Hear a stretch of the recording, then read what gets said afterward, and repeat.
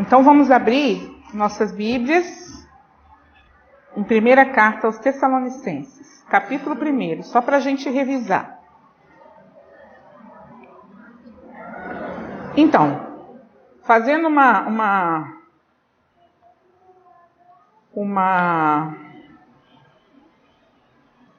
um retrocesso, só para a gente entender o panorama, né? Como a gente sempre faz, entender que momento era aquele, né? Quem são aquelas pessoas para quem Paulo está escrevendo, né? Essa carta é uma das cartas mais antigas de Paulo. Segundo os estudiosos, os historiadores, né? Essa carta foi escrita no ano 52, na segunda viagem missionária de Paulo, né? Ele havia passado pela cidade de Tessalônica. Isso está até nós vimos isso se vocês puderem abrir rapidamente aí, eu posso ler também, não precisa abrir não, é rapidinho. No livro de Atos, ele fala da viagem de Paulo, né? No capítulo 17, ele vai falar Paulo em Tessalônica e em Bereia. E diz assim a palavra: e passando por Anfípolis e Apolônia, chegaram a Tessalônica, onde havia uma sinagoga de judeus. E Paulo, como tinha por costume, foi ter com eles, e por 3 sábados disputou com eles sobre as Escrituras, expondo e demonstrando que convinha que o Cristo padecesse e ressuscitasse dos mortos. E esse Jesus que vos anuncio, dizia ele, é o Cristo. E alguns deles creram e ajuntaram-se com Paulo e Silas, também uma grande multidão de gregos religiosos, e não poucas mulheres distintas. Mas os judeus desobedientes, movidos de inveja, tomaram consigo alguns homens perversos dentre os vadios e ajuntaram o povo e alvoroçaram a cidade. E assaltando a casa de Jason, procuraram tirá-los para junto do povo, porém não os acharam, e trouxeram Jason e alguns irmãos à presença dos magistrados da cidade, chamando: estes que têm alvoroçado o mundo chegaram também aqui. Então eu não vou ler até o final não, mas aqui a gente vê que Paulo tinha passado e aí ele foi pregar. Como sempre, qual era a prática de Paulo? Quando ele ia para uma cidade, ele ia na sinagoga da cidade. Mesmo que ele pregasse aos gentios, primeiro ele começava a pregar nas sinagogas, para converter os judeus, porque era mais fácil converter os judeus, né? Os judeus já conheciam o que para eles é a Torá, né? Que para nós são os 5 primeiros livros do Antigo Testamento. Então já conheciam as promessas do Cristo de Deus que ia vir, do Filho de Deus que ia vir, né? Então Paulo dizia: esse Filho de Deus, esse do qual falam os profetas, né? Esse é o Cristo que eu estou anunciando a vocês. É Jesus, é o Cristo de Deus. E aí ele convertia ali, como a gente viu aqui, convertia os judeus. E depois ele também pregava aqui aos gregos, né? Nesse caso que ele estava lá na Grécia, né? Atual, que hoje é a Grécia, né? Então ele primeiro tentava conversar, né? Aqui está dizendo que ele foi durante 3 sábados às sinagogas. E lá ele debatia: olha, estão lendo isso, essa profecia e essa profecia, né? Tudo isso que aconteceu,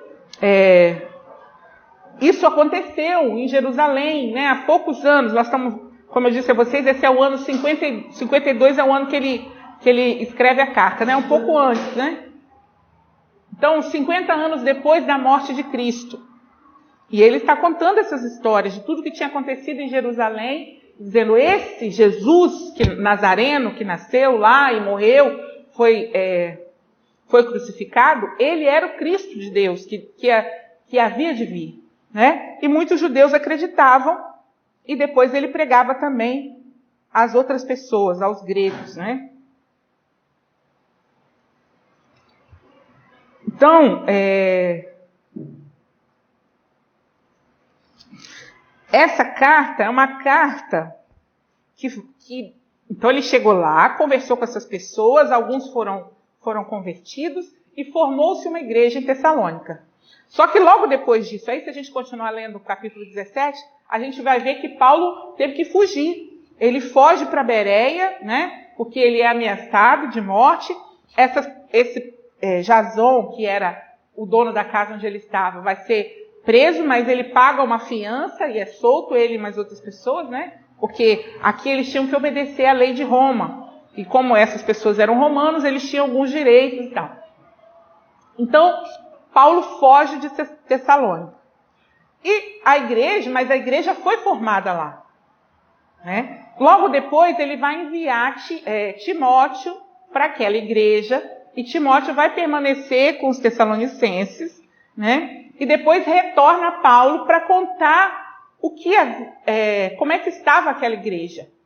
Então, essa carta, Paulo ele faz muitos agradecimentos, né, no começo, as orações começa com orações de agradecimento, porque Timóteo conta a ele que a igreja, apesar das perseguições, ia muito bem, né?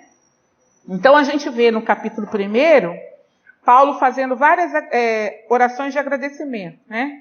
Então estão ele,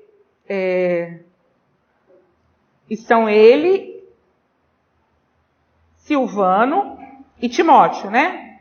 Então a carta é escrita em nome de Paulo, Silvano e Timóteo. Paulo e Silvano e Timóteo, a igreja dos Tessalonicenses. Em Deus o Pai, nosso Senhor Jesus Cristo, graça e paz tenhais de Deus, nosso Pai, e do Senhor Jesus Cristo. Sempre damos graças a Deus por vós todos, fazendo menção de vós em nossas orações, lembrando-nos sem cessar da obra da vossa fé, do trabalho, da caridade, da paciência, da esperança, em nosso Senhor Jesus Cristo, diante do nosso Deus e Pai. Sabendo, amados irmãos, que vossa eleição é de Deus, porque o nosso evangelho não foi a vós somente em palavras, mas também em poder, e no Espírito Santo, e em muita certeza, como bem sabeis quais fomos entre vós, por amor de vós. Então ele vai dizer que, né, agradecer porque aquelas pessoas permaneceram no evangelho, né, que elas foram tocadas pela palavra, não apenas pela palavra, mas também pelo Espírito, né? Por isso elas perseveraram, mesmo com toda a perseguição, né? E vós fostes feitos nossos imitadores e do Senhor, recebendo a palavra em muita tribulação e com gozo do Espírito Santo, né? Então, Paulo até vai fazer aqui uma comparação, aqui mais na frente, né? Que aquelas pessoas ali estavam sofrendo pelo Evangelho, assim como Cristo sofreu, e assim como os judeus e o próprio Paulo sofrem, porque eles são perseguidos pelos iguais, né? Pelos judeus também. Porque Paulo era perseguido pelos judeus, né? Os judeus, os cristãos convertidos da Judéia, né? Eram perseguidos pelos seus irmãos judeus. E aí Paulo vai dizer aos Tessalonicenses, vocês também têm sido perseguidos pelos seus irmãos gregos, né? Mas assim como nós somos perseguidos e como o próprio Cristo foi perseguido. Então nós estamos unidos nesse sofrimento, mas nós estamos imitando a Cristo, também nesse sofrimento. Mas ele fala muito sobre a ação do Espírito também, né? Com gozo no Espírito Santo, né? Que a gente sabe que a importância da presença do Espírito Santo para que a gente possa permanecer firme diante dessas perseguições, das tribulações, né? E vai dizer que também, através dele, o Evangelho tem se espalhado, né? A partir do versículo 7. De maneira que fostes exemplos para todos os fiéis na Macedônia e Acaia, porque por vós soou a palavra do Senhor, não somente na Macedônia e Acaia, mas também em todos os lugares. A vossa fé para com Deus se espalhou, de tal maneira que já dela não temos necessidade de falar coisa alguma. Porque eles mesmos anunciam de nós qual a entrada que tivemos para convosco.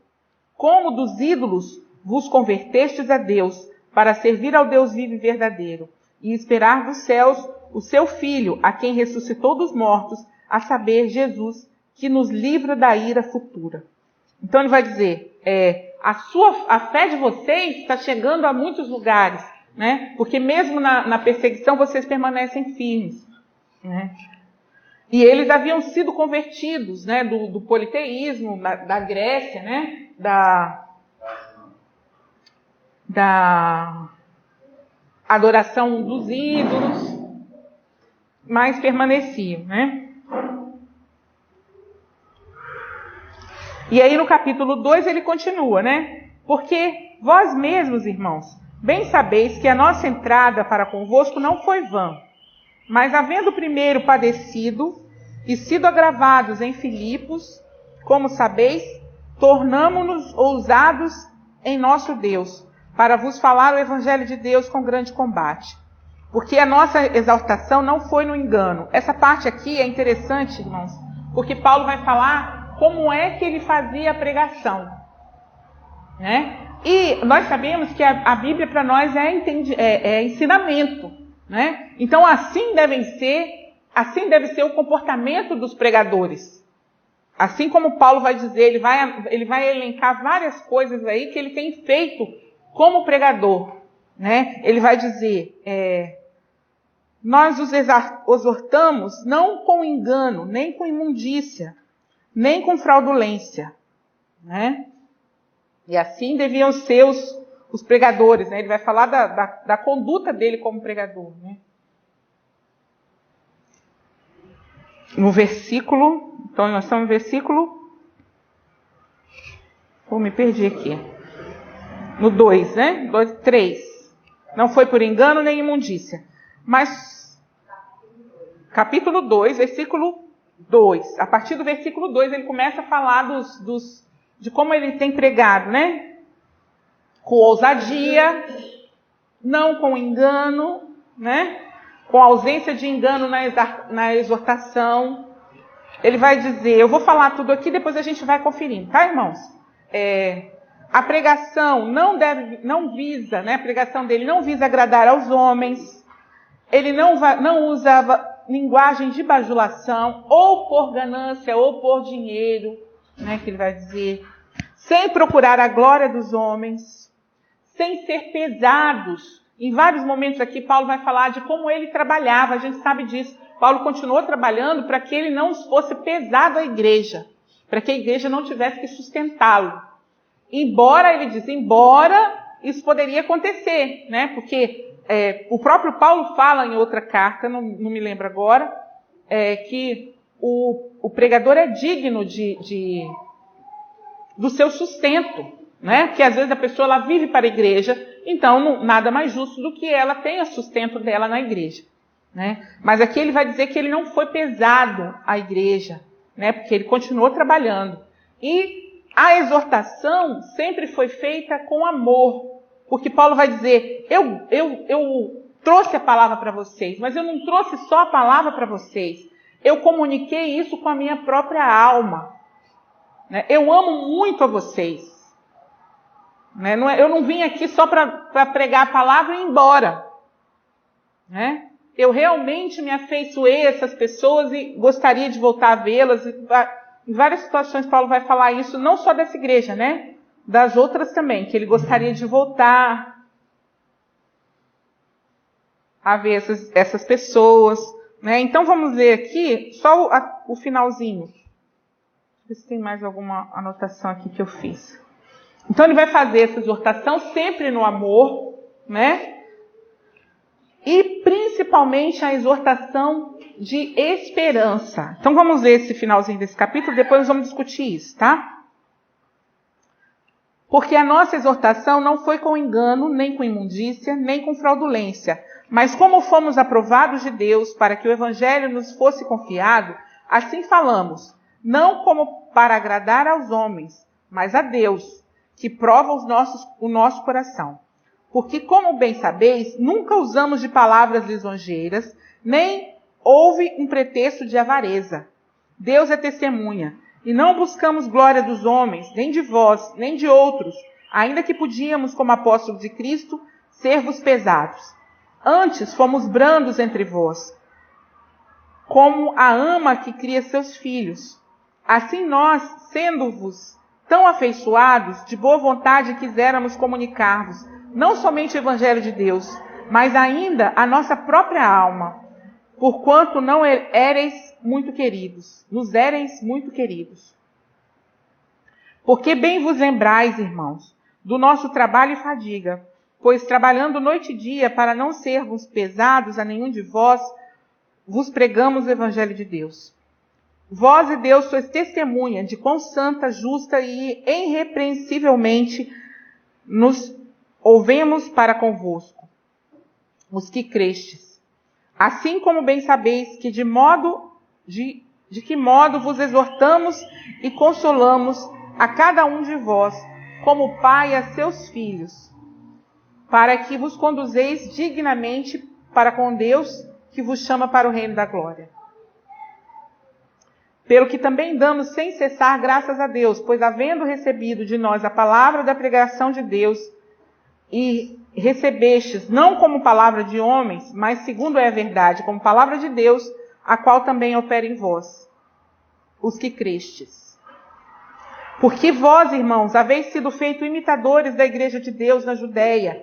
Então, estão em Jesus Cristo, porquanto também padecestes de vossos próprios concidadãos, o mesmo que os judeus lhes fizeram a eles, os quais também mataram o Senhor Jesus e seus próprios profetas, e nos têm perseguido, e não agradam a Deus, e são contrários a todos os homens, e nos impedem de pregar aos gentios as palavras da salvação, a fim de encherem sempre a medida dos seus pecados, mas a ira de Deus caiu sobre eles até o fim.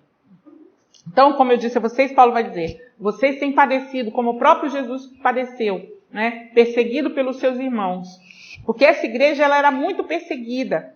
Nós lemos lá em Atos, quando as pessoas vão perseguir eles, vão chegar e vão dizer para as autoridades romanas, né? Olha, esses homens estão dizendo que existe um outro rei. Que o rei dele é um outro rei, não é César, não é Cláudio. Nessa época era Cláudio, o imperador de Roma, depois vem Nero, né? Eles têm dito que que há um outro rei entre eles, que o rei deles é Jesus, não é o César, não é o César de Roma, né? Que assim, o que eles fazem? Porque os romanos eles não se metiam nas coisas dos judeus, né? Assim como nós vimos lá na paixão de Cristo, né, no sofrimento de Cristo, que Pilatos lava as mãos, ele está dizendo assim, eu não estou vendo nenhum crime. Né? Ele entende que aquilo ali é uma questão interna dos judeus, mas eles acabam convencendo os romanos a agir, porque eles ficam incitando e falando assim, olha, mas eles estão dizendo que eles têm outro rei.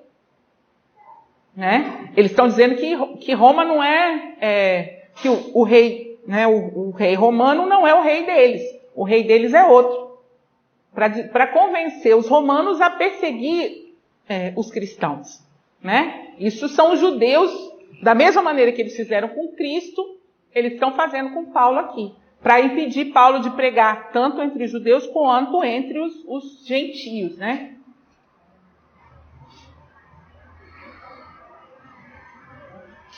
E aí, Paulo vai dizer, nós estamos unidos também nesse sofrimento igual, né? Assim como Cristo foi, porque essas pessoas, irmãos, elas estavam sendo perseguidas e alguns, inclusive, pelo que se diz na carta, foram mortos.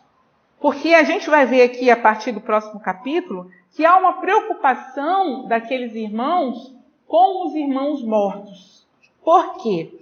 Porque os irmãos porque eles sabiam, né? Paulo já havia dito a eles, isso tudo já está nas profecias, estava nas profecias do Antigo Testamento, que o Cristo viria, né, e arrebataria as pessoas, e levaria as pessoas. Então eles ficaram preocupados, e aqueles que morreram como mártires? Como é que eles vão ser levados? Se eles não vão estar aqui quando Jesus Cristo voltar. Né? E aí Paulo vai explicar para eles, né, aquela passagem que nós conhecemos, né? Que os mortos serão ressuscitados primeiro, né? É o que fala no capítulo 4. Então, no capítulo 4 a gente vai falar, eu falei rapidinho porque a gente já tinha estudado esses primeiros, né? E aí depois, no final do capítulo 3, o que ele vai fazer é de novo fazer uma oração, continuar a oração, né? Primeiro, dizendo que a glória que ele tem, né? Ele fala aqui que eu não faço essa pregação para lisonjear ninguém, nem a homens, nem a mim mesmo, né? E ele vai dizer que aquilo que ele ganha, a glória que ele ganha, né? São eles próprios. O gozo, a coroa da glória que ele ganha são eles próprios. Aquelas pessoas, ver aquelas pessoas convertidas, né? Ver aqueles cristãos unidos.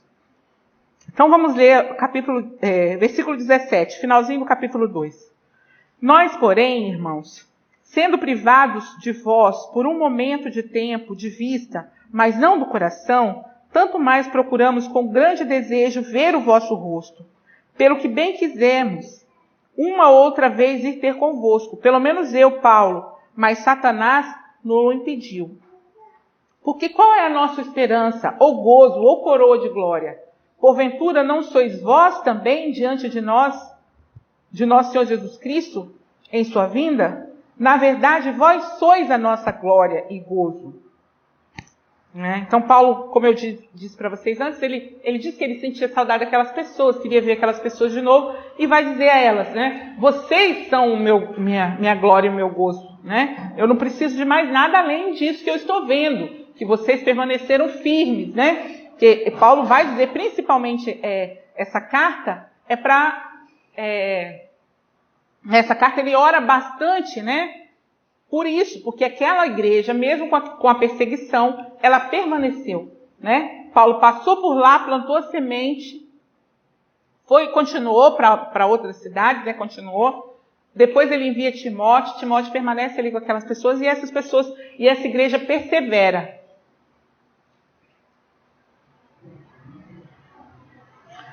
No capítulo 3, ele vai falar disso, né? Que Paulo ficou em Atenas.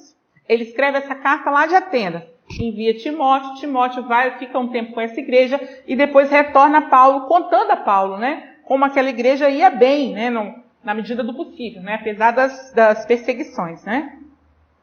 E ele deseja voltar, mas ele não consegue voltar. Pelo que, capítulo 3, né, pelo que, não podendo esperar mais, de boa mente quisemos deixar-nos ficar sós em Atenas, e enviamos Timóteo, o nosso irmão e ministro de Deus, e nosso cooperador no Evangelho de Cristo, para vos confortar e vos exortar acerca da vossa fé, para que ninguém se comova por essas tribulações, porque vós mesmos sabeis que para isso nós fomos ordenados. Eles não precisam estar preocupados com Paulo e ficar comovidos com o sofrimento de Paulo. Ele vai dizer, para isso é que nós fomos ordenados. Pois estando ainda convosco, vos predizíamos que havíamos de ser afligidos, como sucedeu, e vós o sabeis. Porque não podendo eu também esperar mais, mandei-o saber da fé, temendo que o tentador vos tentasse, e o nosso trabalho fizesse a ser inútil.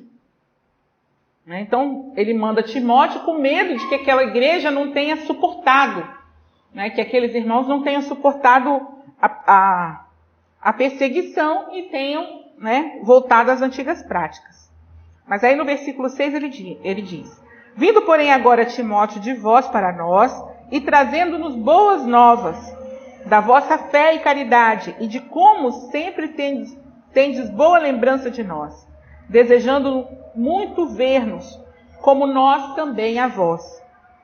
Por essa razão, irmãos, ficamos consolados acerca de vós, em toda a nossa aflição e necessidade pela vossa fé, porque agora vivemos, se estáis firmes no Senhor. Porque a ação de graças podemos dar a Deus por vós, por todo o gozo com que nos regozijamos por vossa causa diante do nosso Deus, orando abundantemente dia e noite, para que possamos ver o vosso rosto e supramos a falta da vossa fé. Ora, o mesmo nosso Deus e Pai e nosso Senhor Jesus Cristo encaminhem a nossa viagem para vós. E o Senhor vos aumente e faça crescer em caridade uns para com os outros e para com todos, como também nós para convosco, para confortar o vosso coração, para que sejais irrepreensíveis em santidade diante do nosso Deus e Pai, na vinda do nosso Senhor Jesus Cristo, com todos os seus santos. Então, por que Paulo se preocupa tanto com aquela igreja e Paulo fala tanto na manutenção da santidade? Aqui ele fica feliz porque ele percebe, né, através das notícias de Timóteo, que eles estão firmes. Mas nós já conversamos sobre isso, irmãos, como que para os irmãos, os novos convertidos cristãos, que haviam sido, antes eram politeístas, né, seguiam a religião politeísta da Grécia, como era difícil, por quê? Principalmente naquela área ali, naquelas cidades, na cidade de Tessalônica, na cidade de Éfeso, né, haviam vários templos e Paulo até vai falar especificamente de algumas coisas aqui a respeito da santidade, da imoralidade sexual, porque na religião politeísta deles, eles praticavam, como é que é a expressão que se usa? Haviam prostitutas cerimoniais, né? Eles também praticavam, prostitutas cultuais, né? Eles também praticavam sexo ilícito fora do casamento para agradar aos deuses politeístas. Então essa é uma preocupação de Paulo que essa prática tenha sido abandonada, né? E também haviam ali muitos comerciantes, e a gente sabe que muitos comerciantes têm práticas para enganar as pessoas. Então Paulo também vai falar sobre isso, né? Para que eles para não passar a perna em ninguém, para se manter puro, né? Então aqui no capítulo 4 ele vai falar dessas coisas, né? Exortação à santidade, ao amor fraternal e ao trabalho. Aqui é o subtítulo que tem na minha Bíblia, não sei se tem na de vocês. É interessante, irmãos, que aqui Paulo vai falar desses exemplos, porque era uma questão para aquela igreja. Muitas vezes as pessoas acham que santidade é apenas você se abster das imoralidades sexuais, né? Mas santidade é um conjunto de coisas, né? A nossa busca de santidade é uma busca por abandonar as práticas que nós tínhamos antes, quando a gente era escravo do pecado. Não só em relação às questões sexuais, mas também em relação à nossa conduta com as pessoas, né? Ele vai falar, se você defraudava alguém, não defraude mais, lembra? Isso, há uma passagem que Paulo fala sobre isso também, né? Se você roubar, você não vai roubar mais. Se você se prostituir, você não vai se prostituir mais, né? Então a santidade é um conjunto de coisas. Não é só a questão da imoralidade sexual. Ele vai falar disso aqui porque aquilo era uma questão para aquela igreja, né? Pelo lugar onde eles estavam, pela origem das pessoas, né? Da religião antiga daquelas pessoas. Então vamos começar a ler o capítulo 4. Finalmente, irmãos, vos rogamos e exortamos no Senhor Jesus que assim como recebestes de nós, de que maneira convém andar e agradar a Deus, assim andai, para que continueis a progredir cada vez mais. Porque vós bem sabeis que mandamentos vos temos dados pelo Senhor Jesus. Porque essa é a vontade de Deus, a vossa santidade, que vos abstenhais da prostituição, que cada um de vós saiba possuir o seu vaso em santidade e honra. Aqui, quando ele fala o seu vaso, ele está falando da pessoa, né? Dos nossos próprios corpos, né? O nosso corpo é um vaso que Deus enche com o Espírito Santo para nos ajudar principalmente para nos ajudar nesse processo de santidade, né? Que nós sabemos que nós sozinhos, sem o poder do Espírito Santo, nós não somos capazes de vencer o pecado, né? Só a presença do Espírito Santo pode nos ajudar nessa busca.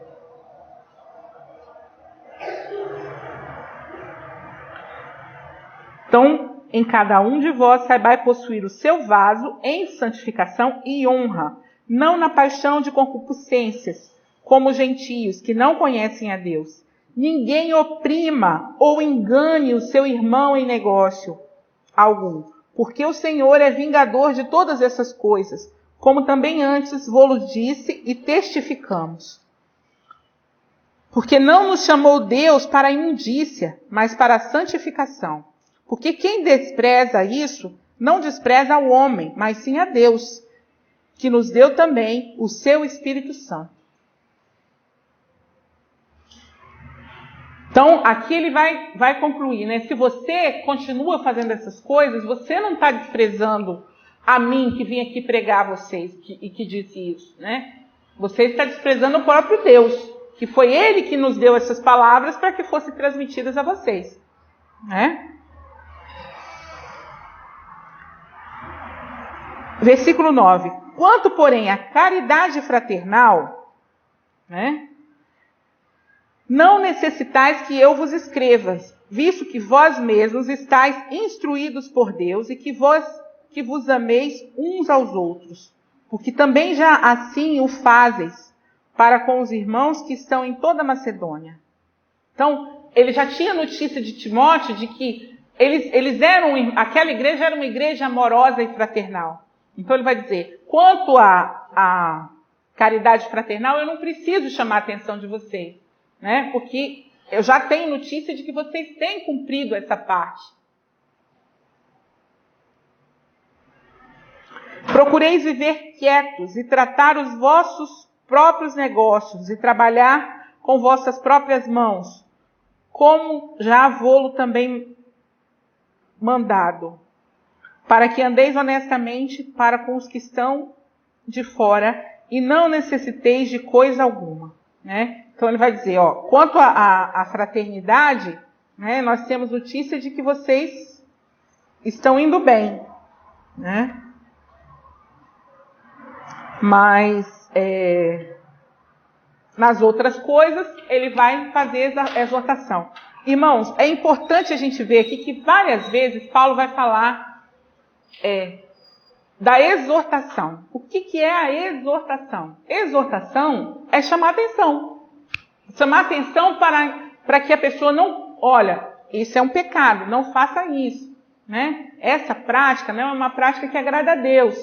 Mas ele vai dizer que como é que é feita essa exortação? Em várias situações aqui, ele vai usar uma analogia com o pai que ensina os filhos, com a ama que cuida das crianças. E o tempo todo ele fala que essa exortação tem que ser feita em amor, né? Você não chama a atenção do seu irmão a respeito de uma determinada prática, né? Para que você se mostre melhor do que ele, ou para que você traga a ele tristeza ou vergonha. Não é por isso, né? É por amor, para mostrar para ele, até porque Paulo entende que essas pessoas, algumas viveram, né, a sua vida quase toda em outra religião, sem conhecer o Evangelho, né? Mas agora elas conhecem o Evangelho. Então agora elas precisam passar pelo processo de transformação, né? E esse processo de transformação é a busca de santidade que o cristão vai viver a vida dele inteira, né? Nunca nós vamos chegar ao ponto de dizer assim, não, agora eu tô tranquilão, agora eu tô santão, né? Agora Deus não pode falar mais nada de mim, porque a gente não fala nem isso, né? Às vezes o crente fala assim, agora Satanás não tem mais nada contra mim. Esquece, né? Tá esquecendo, né, irmão, de tudo. Satanás não esquece, não. Deus até, né, nos perdoa, né? Mas ele está aí para lembrar, né? Então, essa santidade é um processo que a gente vai buscar a vida inteira nossa de cristão, né? Nós vemos vários exemplos de pessoas que perseveraram durante muito tempo, mas acabaram caindo, né? Que exemplo triste é o exemplo de Salomão, por exemplo.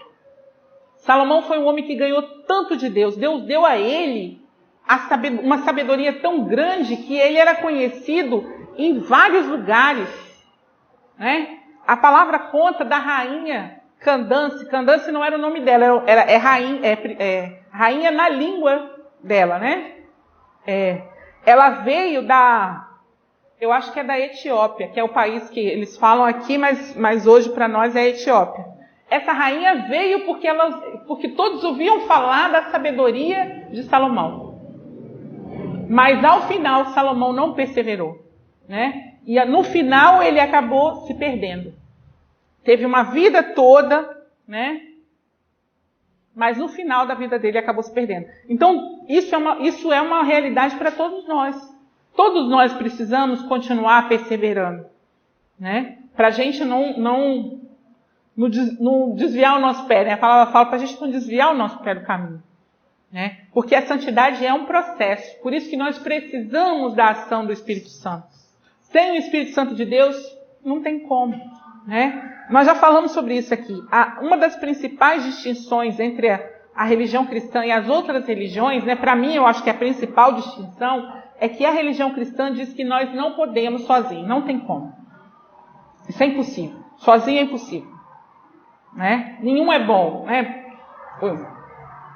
Pastor até orou a respeito disso, né? Nenhum é bom. Nenhum de nós é bom, né?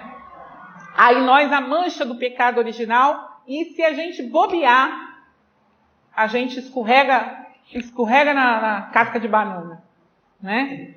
É o Espírito Santo em nós é que nos ajuda a não escorregar na casca de banana.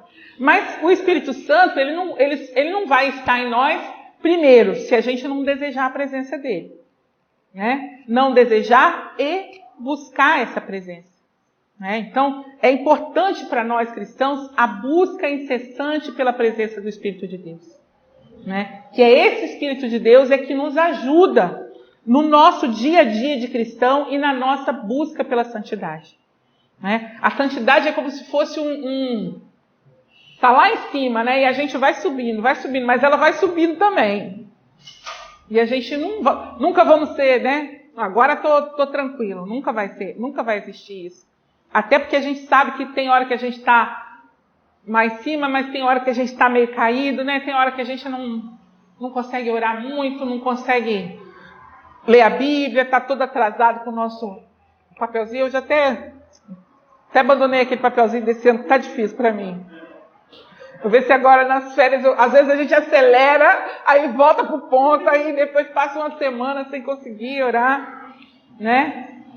Então, esse alto e baixo é natural na vida do cristão, né? Mas o que a gente não pode deixar de fazer é buscar. Eu acho que isso até é um processo importante para nós, para a gente sempre se lembrar de que a gente não se basta. Sempre nós vamos precisar de Deus, sempre nós vamos precisar de Deus. Sempre nós vamos ter que pedir de misericórdia a Ele pelas nossas falhas. Porque o tempo todo nós temos falhas. Né? Nós não estamos mais na prática do pecado. Abandonamos as velhas. Mas de vez em quando a gente dá aquela escorregada. A gente tem um pensamento, tem uma raivazinha de um irmão. Faz às vezes um julgamento que não devia fazer, né? Esse aí não tem jeito não, hein? Né? Então, irmãos, a gente tem que lembrar. Quando a gente fala que não tem jeito para aquela pessoa, nós estamos diminuindo o nosso Deus. Se lembra disso? Você está diminuindo o seu Deus se você disser que não tem jeito para aquela pessoa. Porque a palavra fala que para o homem não é possível, mas para Deus, nada é impossível.